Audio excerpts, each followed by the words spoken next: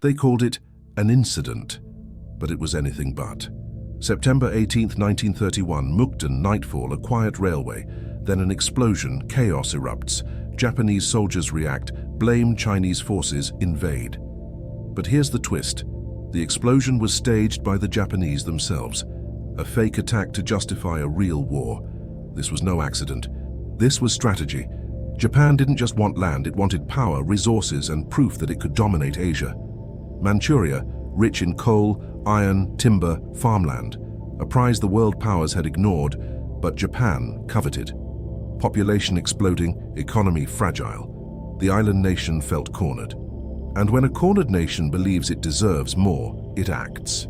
The Kwantung Army, stationed in China, saw democracy as weakness, diplomacy as betrayal, and conquest as destiny. And when Tokyo hesitated, they acted. They staged the explosion, blamed the Chinese, and within hours, Manchuria was under attack. The Mukden incident, a lie so bold it worked. Newspapers cheered the troops. Politicians who opposed them were silenced.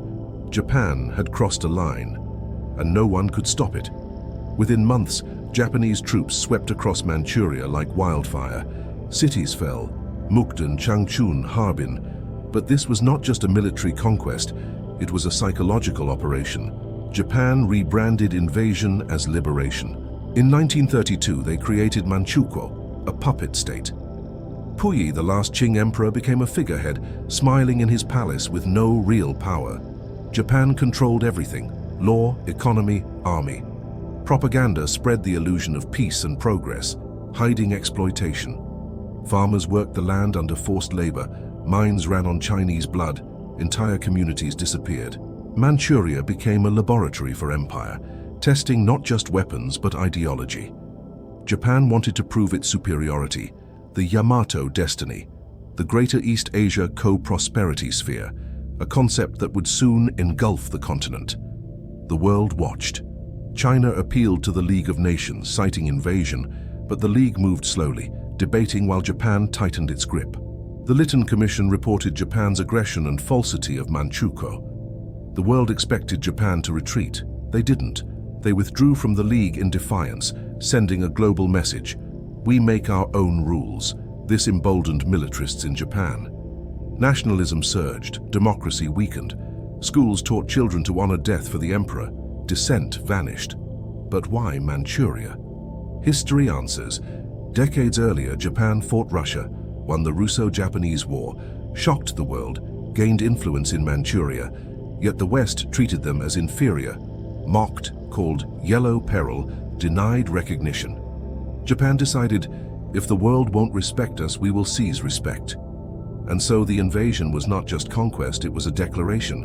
The road to Nanjing, to Pearl Harbor, to Hiroshima all began here. Manchuria fueled Japan's factories, fed confidence, taught that aggression worked. Inside, resistance simmered. Guerrillas sabotaged, ambushed, and the Japanese responded with brutality. Villages burned, civilians executed, thousands experimented on by Unit 731, chemical weapons, plague bombs, frostbite, human suffering as data. The horrors remained hidden for decades, but all started in Manchuria. By 1937, the success here emboldened full-scale invasion across China. Beijing, Shanghai, Nanjing, millions dead. Lies, speed, propaganda, terror, the Manchurian playbook repeated. And it all started with a staged explosion on a railway. When W2s ended, Japan's empire collapsed. Leaders stood trial. Cities lay in ruins. Manchuria returned to China, occupied briefly by the Soviets. Yet the shadow remained. How easily propaganda disguises conquest, silence enables aggression, and unchecked ambition consumes nations. Today, maps of Northeast Asia hold the ghost of Manchuria, a warning. Peace can die quietly, one explosion at a time. The invasion wasn't just the start of Japan's war. It was the moment the world realized that power, once unleashed, obeys no rules. And all it took was a spark, a lie, and a decision to act.